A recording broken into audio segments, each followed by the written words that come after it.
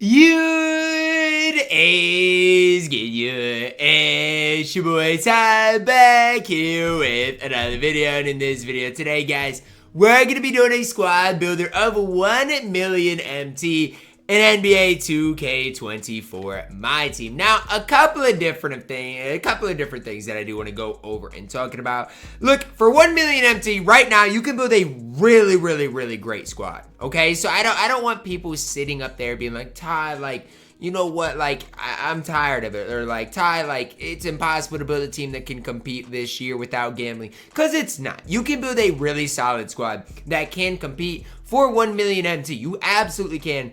It's just the problem is, like, anything like over that, like, let's say last year, the cards that you could get for 400,000 MT that were so good, you just, that price range is just no longer there. So we're going to be talking about a squad for 1 million MT, and what better way to start it than Pink Diamond Devin Booker. Now, obviously, if you have Harden, SGA, Austin Reeves, Dark Matter Steph, run those guys.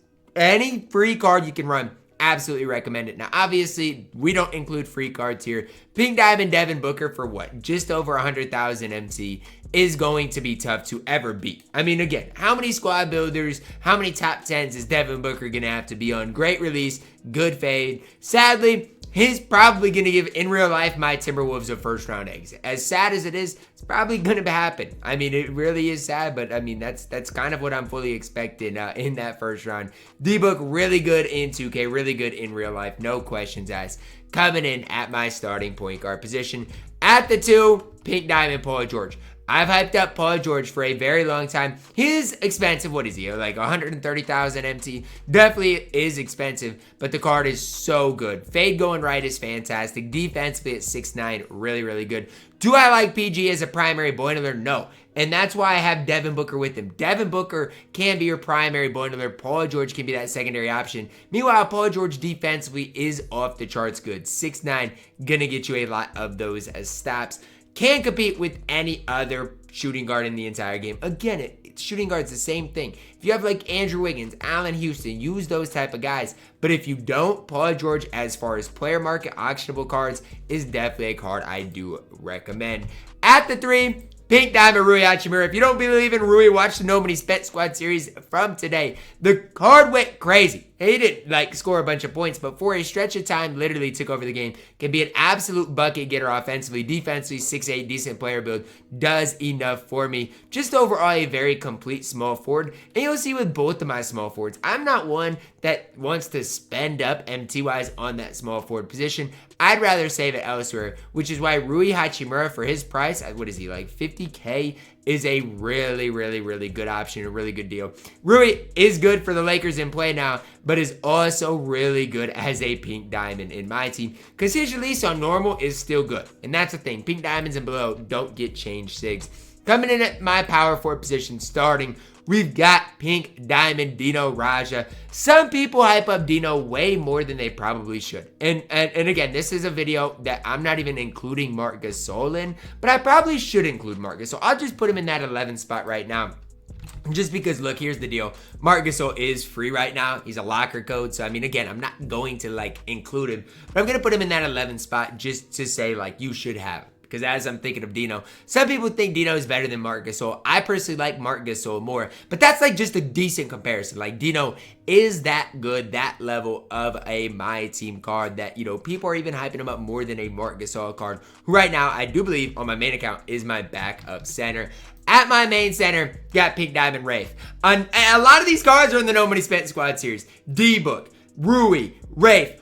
All of those cards play on my No Money Spent Squad series as it stands right now. Rafe LaFrentz, a pure bucket getter. Defensively has Hall of Fame anchor and does get you those paint stops that you do want. The best part about Rafe is going to be his ability to pick and pop. That's the best part about Rafe. That's what he's going to do for you guys at the highest level. Defensively, though, 6'11", again, Hall of Fame anchor, has a lot of those badges that you do want on your personal big. For me, though, without that release, I wouldn't be nearly as high on the card. He has that Big Wang type release. He's the Big Wang from now. Like, Big Wang, obviously, back, 2 months ago was that man. Rafe is the new Big Wang in my team, a card that can do it at a high level, especially on that offensive end of the court. And it all starts and ends with that great jump shot. Coming in at my backup point guard, No money spent. Say it ain't so. Dyson Daniels. Again, you have locker code Jason Kidd. Plug him in. Okay, Jason Kidd. Locker code. If you got him, I didn't get him on my nobody spent. But if you got Jason Kidd, again, plug him in. You have Austin Reeves, James Harden, SJ. Plug them in. Any free card you can run allows you to spend up elsewhere. Just my biggest piece of advice. But obviously, if you don't have any of those cards, Dyson Daniels is a great guy. 6'7", gonna play great defense. His release is really solid. He shouldn't be your primary boiler, though. That's one thing that I do want to mention here is it's like, as much as I do like Dyson Daniels, he is not a primary boiler. If you have him as a primary, you are probably going to struggle on the court scoring the basketball. Coming in at the shooting guard, don't forget about the man with the plant pink diamond, Franz Wagner. For me and Franz, it all starts with his height. He is so long, so lengthy on the court, 6'10", at that small forward position. So in my backcourt, you're going 6'7" with Dyson, 6'10" with Franz Wagner. Guess what, guys? Franz Wagner is going to have to be able to get you buckets because nobody else in my second unit can be that primary ball leader. But Franz has that deep dribble style, has a good release, and again, defensively is going to be off the charts good. A guy that came out a couple of, probably about a month ago now, that is still relevant to this day. At my backup three, in our 1 million MT squad builder, we're plugging in pink diamond Alexei Pokachevsky. Another card that did come out, this week? I dropped the gameplay of Poku. Make sure to go check it out if you haven't yet. What is he? 34, I think he's 40, no, 30, I think he's 42,000 MT. You guys can correct me down below in the comments if I'm wrong on that, but I do believe Poku is 42,000 MT. You're getting a 7-foot small forward that can shoot the ball incredibly, has pretty good dribble six. He doesn't move that well because he is 7 feet tall, but he has pretty decent dribble six. What more can you ask out of a 7-foot guy? Release on quick, decent movement, decent dribble six, gonna play fantastic defense. What else can you want out of a backup small forward in this 1 million MT squad builder? Him, Hachimura, again, I don't like spending up on the small forward positions. I'd rather spend up elsewhere. Combined, you're looking at, 100,000 MT for them. Those are my small forwards on this squad for the good reasons. Next up at the power forward position, maybe my favorite card, maybe the best card in this entire squad builder, we're plugging in pink diamond Tyrese Thomas. Now, the 3-ball of Tyrese Thomas is a little low. It's the one thing about Tyrese that I'm like, I like his release, I like his dribble six, I like his defense. His 3-ball, I think, is at an 80. Obviously, with the shoe, obviously, with the coach, you can get it higher. But that's the maybe one downside of Tyrese Thomas. Would like to see that 3-ball a little bit higher. But look at all the things he does for you. Great release, good player model, good player build, defensively, going to be off the charts good. The pros outweigh the cons with Tyrese Thomas. And you're seeing a lot of people running Tyrese Thomas, even in comp level of squads. He is that good in my team. Definitely a card to look at while trying to build your squad. And again, I think he's 105,000 MT, which I hate to say it this year, 105,000 MT. Like in years past, you could get, one of the top name players in the game. This year, it doesn't take you nearly as far, but you could still get Tyrese Thomas, who, again, can compete at that competitive type level.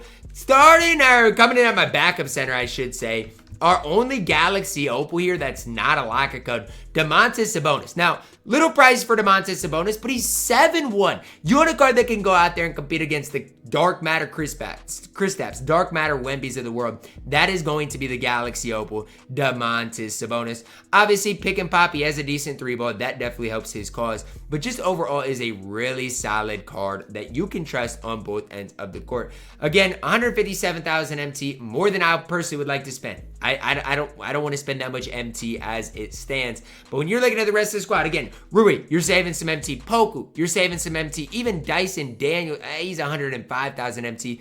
But none of these cards on my squad, outside of Sabonis, are over like 130,000 MT. So that's where you really can spend up in that one spot if you do want. For me, it is Domantas Sabonis. Obviously, if you can plug Marc Gasol into that backup center spot right there, you can spend up elsewhere, which can help you out when building this squad.